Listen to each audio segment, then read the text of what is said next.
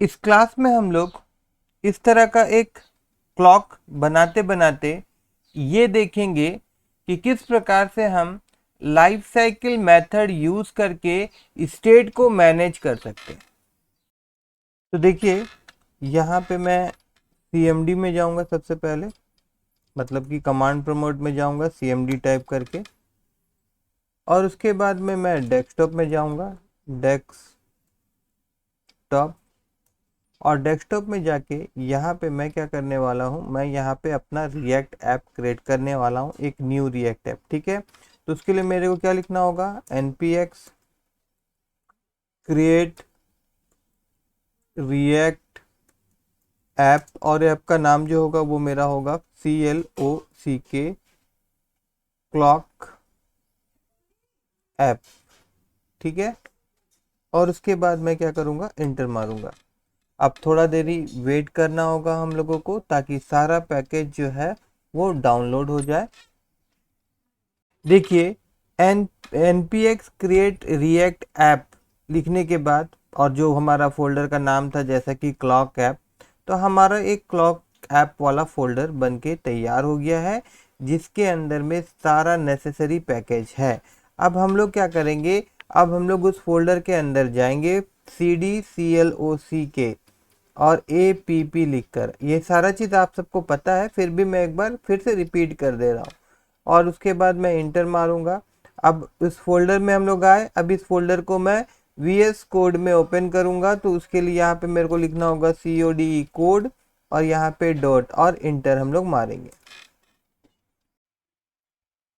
देखिए, हमारा folder VS code में ओपन हो गया है। यहाँ पे हम लोग क्या करेंगे, ये जो गेट स्टार्टेड वाला वेलकम दिखा रहा है इसको हम लोग हटा देंगे, और यहाँ सोर्स फोल्डर में जाऊंगा मैं, और यहाँ पे मैं एक फाइल क्रिएट करने वाला हूँ।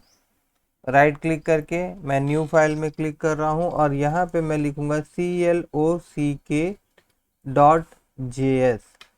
ठीक है, आप सब प्रीवियस वीडियो देखे होंगे तो आप सबको समझ में आ गया होगा कि कंपोनेंट क्या होता है। तो यहाँ पे एक हम लोग कंपोनेंट बनाने वाले हैं। ठीक है, तो पहले मैं आपको यहाँ पे जो कंपोनेंट में बनाऊंगा वो होगा आपका क्लास कंपोनेंट। ठीक है, तो क्लास कंपोनेंट के लिए क्या करना होगा, यहाँ पे हमको इंपोर्ट करवाना होगा, इंपोर्ट, और इंपोर्ट के बाद में क्या इंपोर्ट करवाएंगे हम लोग भैया, रिएक्ट इंपोर्ट करवाएंगे। यहाँ पे हम लोग लिखेंगे इंपोर्ट रिएक्ट, एक मिनट, इंपोर्ट रिएक्ट फ्रॉम, और यहाँ मैं लिख दूंगा फिर REACT रिएक्ट। ठीक है, अब यहाँ पे हम लोग लिखेंगे क्लास, और उसके बाद में जो कंपोनेंट का नाम होगा वो होगा आपका CLOCK क्लॉक, और फिर इसको हम लोग एक्सटेंड कर देंगे EXTENDS, एक्सटेंड किसके साथ में, तो रिएक्ट डॉट कंपोनेंट के साथ। फिर कर्ली ब्रैकेट ओपन क्लोज होगा, और उसके बाद में यहाँ पे हम लोग क्या करेंगे कि हम लोगों को यहाँ पे स्टेट का यूज़ करना है। तो स्टेट का यूज़ करने के लिए यहाँ पे हम लोगों को कॉन्स्ट्रक्टर बनाना होगा। ठीक है, कॉन्स्ट्रक्टर लिखेंगे, और उसके बाद ब्रैकेट ओपन क्लोज, और इसके अंदर में हम लोग पॉप्स का भी यूज़ करने वाले हैं। ठीक है, तो क्योंकि स्टेट हम लोग यूज़ कर रहे, दैट मीन्स पॉप लिखना होगा यहाँ पे। तो हम लोग यहाँ पे ऐसे नहीं, सिर्फ पॉप्स लिखेंगे, देखिए। ठीक है ना, और एक चीज़ मैं दिखा देता हूँ, उसके बाद मैं आपको कॉन्स्ट्रक्टर दिखाऊंगा। जैसे कि नॉर्मली क्या होता है कि मैं अगर डायरेक्ट यहाँ पे रेंडर फंक्शन यूज़ करूँ, ऐसे ब्रैकेट ओपन क्लोज, और इस रेंडर फंक्शन के थ्रू हम लोग यहाँ पे रिटर्न करवाते हैं। तो यहाँ पे मैं रिटर्न लिखूँ, और फिर ब्रैकेट ओपन क्लोज, और यहाँ पे मैं H1 टैग के अंदर में यहाँ पे मैं क्या करने वाला हूँ, मैं यहाँ पे देखिए कर्ली ब्रैकेट ओपन क्लोज कर रहा हूँ, और कर्ली ब्रैकेट ओपन क्लोज के अंदर में मैं यहाँ लिखूँगा this dot PROPS pops dot, और यहाँ पे हम लोग एक डेट प्रॉपर्टी लेते हैं, और डॉट, इस डेट को हम लोग टू स्ट्रिंग फंक्शन में कन्वर्ट करने वाले हैं, to locale string, LOCALE locale string string. ठीक है, तो ये हमारा कंपोनेंट बन गया है, क्लास कंपोनेंट। ठीक है, अब इस क्लास कंपोनेंट को हम लोग क्या करवाएंगे, यहाँ पे भैया एक्सपोर्ट करवाएंगे। तो उसके लिए क्या लिखना होगा, एक्सपोर्ट डिफॉल्ट, और फिर कंपोनेंट का नाम हमारा क्या है, क्लॉक है, तो वो हम लोग यहाँ पे लिखेंगे CLOCK क्लॉक। ठीक है, अब इस कंपोनेंट को हम लोग app.js में यूज़ करना चाहते हैं, तो यहाँ app.js में जाएंगे और यहाँ पे जो भी लिखा हुआ है ये सारा चीज़ को हम लोग हटा देते हैं, ये हम लोग को नहीं चाहिए। और यहाँ पे हम लोग क्या करेंगे, सबसे पहले ऊपर में यहाँ पे मैं उसको इंपोर्ट करूँगा। किसको इंपोर्ट करूँगा भैया, मेरा कंपोनेंट को CLOCK क्लॉक फ्रॉम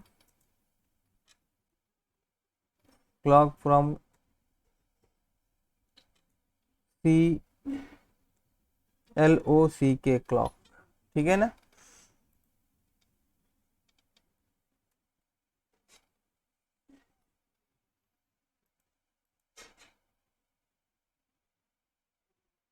यहाँ पे हम लोग डॉट स्लैश दे देते हैं और यहाँ पे जो क्लॉक होगा हमारा वो कैपिटल में कर देते हैं। ठीक है ना, इस तरह से इसको इंपोर्ट करवा लिए हम लोग। और उसके बाद यहाँ पे हम लोग को लिखना होगा CLOCK क्लॉक, और यहाँ पे इसको क्लोज कर देता हूँ मैं, और इसको मैं यहाँ से हटा देता हूँ। और जैसा कि हम लोग पॉप्स का यूज़ कर रहे हैं, तो यहाँ पे हम लोग को वैल्यू पास करना होगा। तो यहाँ पे जस्ट हम लोग क्या लिखेंगे, यहाँ पे हम लोग लिखेंगे डेट इक्वल टू, और फिर कर्ली ब्रैकेट के अंदर यहाँ पे हम लोग लिख देंगे न्यू, और डेट फंक्शन को यहाँ हम लोग कॉल करेंगे।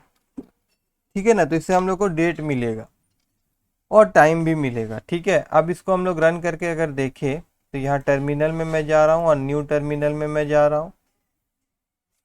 अब यहाँ पे इसको स्टार्ट कर लेते हैं हम लोग, NPM START स्टार्ट और इंटर। देखिए ब्राउज़र में हमारा फाइल जो है वो ओपन तो हो गया है, मगर यहाँ कुछ भी डिस्प्ले नहीं हो रहा है। इसका कारण क्या है कि देखिए यहाँ पे जो टू लोकल स्ट्रिंग है, इट इज़ ए फंक्शन, एक फंक्शन है। तो अब ये फंक्शन है, तो यहाँ पे ब्रैकेट ओपन क्लोज हम लोगों को यहाँ लिखना था। अब इसको मैं लिख दिया हूँ, और वापस अगर मैं यहाँ जाता हूँ और एक बार मैं इसको अगर रिफ्रेश करूँ, तो देखिए अब यहाँ पे हम लोगों को डेट और टाइम दिख रहा है। मगर गौर करिए, यहाँ पे जो ये टाइम है ना, ये हम लोगों को क्या करना है कि कंटिन्यू अपडेट करवाना है और कंटिन्यू चलाना है, ये आपका सेकंड बढ़ते रहेगा।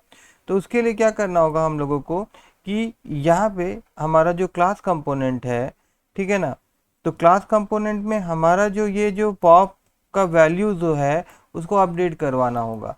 तो उसके लिए सबसे पहला चीज़ तो हम लोगों को यहाँ पे पॉप नहीं, यहाँ पे हम लोग STAT स्टेट लिखेंगे। अब यहाँ पे अगर मैं स्टेट लिखूँगा तो क्या होगा, यहाँ अगर हम लोग वापस जाते हैं तो यहाँ पे कुछ भी देखने को नहीं मिल रहा है। अब ये स्टेट को हम लोग लेंगे कहाँ से, जब भी हम इस प्रकार से स्टेट का यूज़ करेंगे क्लास के अंदर में, तो यहाँ पे हम लोगों को कॉन्स्ट्रक्टर डिफाइन करना होगा। यहाँ पे हम लोग को कॉन्स्ट्रक्टर फंक्शन लेना होगा, और कॉन्स्ट्रक्टर फंक्शन के अंदर में यहाँ पे हम लोग पॉप्स लिखेंगे। ठीक है, ये क्या हुआ, PROPS पॉप्स। उसके बाद फिर कर्ली ब्रैकेट ओपन क्लोज होगा, और यहाँ पे फिर हम लोग सुपर लिखेंगे, और सुपर के अंदर में फिर से हम लोग को क्या करना होगा, यहाँ पे पॉप्स को पास करना होगा। उसके बाद में अब यहाँ पे हम लोग लिखेंगे दिस डॉट स्टेट, और इसके बाद इक्वल टू, अब यहाँ पे हम लोग इसका एक वैल्यू दे देंगे। अब जो वैल्यू मैं दे रहा हूँ यहाँ पे डेट, और फिर ये न्यू डेट, मतलब यहाँ पे इसका वैल्यू ले लेगा जो यहाँ पे नया डेट है।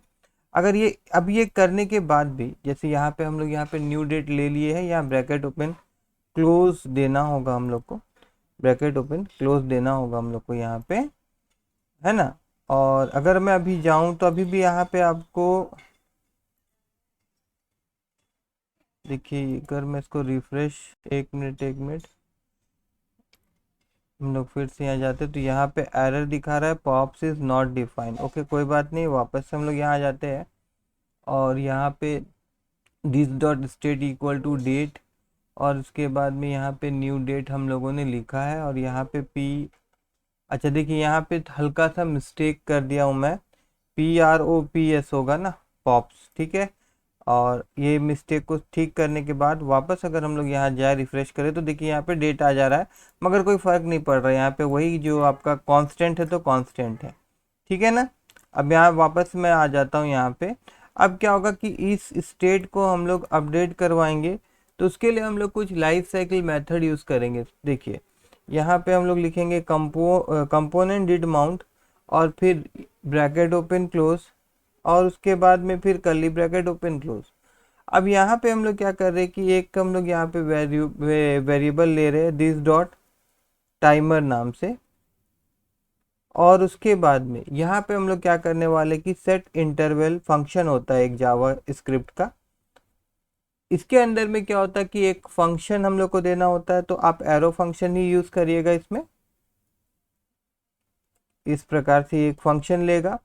फंक्शन के बाद में ये क्या करता है कि भैया ये टाइम लेता है कि इस फंक्शन को कब फिर से वो कॉल करेगा। तो यहाँ पे मैं 1000 लिख रहा हूँ, इसका मतलब 1 सेकेंड होता है, ठीक है। अब 1 सेकेंड में वो जो कॉल करेगा तो वो किस चीज़ को कॉल करेगा, वो हमारा जो स्टेट है ना भाई उसको अपडेट करवाएगा। तो यहाँ पे मैं लिख दूंगा this set state bracket open close, और जो नया स्टेट होगा इसमें हम लोग क्या करेंगे, इस तरह से हम लोग जो हमारा डेट का जो वैल्यू है उसको हम लोग सेट कर देंगे कि डेट जो रहेगा अभी ये न्यू डेट होगा। तो इस प्रकार से हर बार क्या होगा कि हम लोगों को डेट का वैल्यू हर 1 सेकेंड में क्या होगा वो अपडेट होते जाएगा और हम लोगों को नया वैल्यू मिलता जाएगा। अगर इतने ही करने के बाद में हम लोग वापस से यहाँ जाते हैं तो देखिए यहाँ पे आप गौर करिएगा कि यहाँ पे ये चलने लगा 18, 19, 20, 21। तो ये जो हो रहा है इस मेथड के चलते हो रहा है, और दूसरा जो हम लोग अभी स्टेट यूज़ किए हैं उसके चलते हो रहा है। स्टेट से ही हम लोग का इसका स्टेट चेंज करवा रहे हैं। अब क्या होता है कि ये जो वैल्यू है ये टाइमर में ये वैल्यू क्या हो रहा है स्टोर हो रहा है, तो इसको क्लियर भी करवाना होता है। तो क्लियर करवाने के लिए हम लोग क्या करेंगे कि हम लोग यहाँ पे कंपोनेंट विल अनमाउंट वाला मेथड का यूज़ करेंगे, ब्रैकेट ओपन क्लोज, और इसके अंदर में हम लोग क्या करेंगे सिंपल यहाँ पे क्लियर इंटरवल को कॉल करेंगे और ब्रैकेट ओपन क्लोज करेंगे, और इसके अंदर में जो वेरिएबल हम लोग एक तो डिफाइन किए थे दिस डॉट टाइमर उसको हम लोग पास कर देंगे। तो इस प्रकार से इसका वैल्यू क्या होगा, जब भी रिफ्रेश होगा ना तो वो आपका क्लियर कर देगा, ठीक है। यहाँ पे आपको कोई अलग चीज़ देखने को नहीं मिलेगा, लेकिन यहाँ पे लगता है कि देयर इज सम मिस्टेक, कुछ हुआ है। क्लियर, अच्छा देखिए यहाँ पे क्लियर हम क्या लिख दिए हैं, हमको यहाँ पे लिखना था क्लियर इंटरवल INTER इंटरवल, और उसके अंदर में दिस डॉट टाइमर को पास करना था, ठीक है ना। अब वापस अगर हम लोग जाएंगे तो देखिए यहाँ पे हमारा ये क्लॉक चल रहा है, और अगर जब भी हम लोग रिफ्रेश करते हैं तो भाई वो आपका क्लियर कर देगा। वो बैकग्राउंड वर्क है, उससे हम लोग कोई मतलब नहीं है, लेकिन ऐसा करना चाहिए, ठीक है। तो आई होप कि आप सबको स्टेट समझ में आया होगा कि हम लोग अगर स्टेट का यूज़ करते हैं तो इस प्रकार से हम लोगों को कॉन्स्ट्रक्टर के अंदर में पॉप्स को डिफाइन करना होता है, और उसके बाद में यहाँ पे हम लोग जो दिस डॉट पॉप्स लिख रहे थे उस जगह में क्या हो जाएगा दिस डॉट स्टेट लिखना पड़ेगा। और उस स्टेट का वैल्यू को अगर आप अपडेट करवाना चाहते हैं तो उसके लिए हम लोगों को कंपोनेंट डिड माउंट का यूज़ करना होगा, और साथ ही साथ उसका वैल्यू सेट करने के लिए हम लोग को यहाँ पे सेट स्टेट का यूज़ करना होगा। याद रखिएगा ये आपका क्लास कंपोनेंट होना चाहिए। कैसा कंपोनेंट, क्लास कंपोनेंट होना चाहिए, ठीक है। अगर ये वीडियो से आप लोगों को कुछ सीखने को मिला हो तो इस वीडियो को लाइक करिएगा और मेरे चैनल को सब्सक्राइब करना मत भूलिएगा।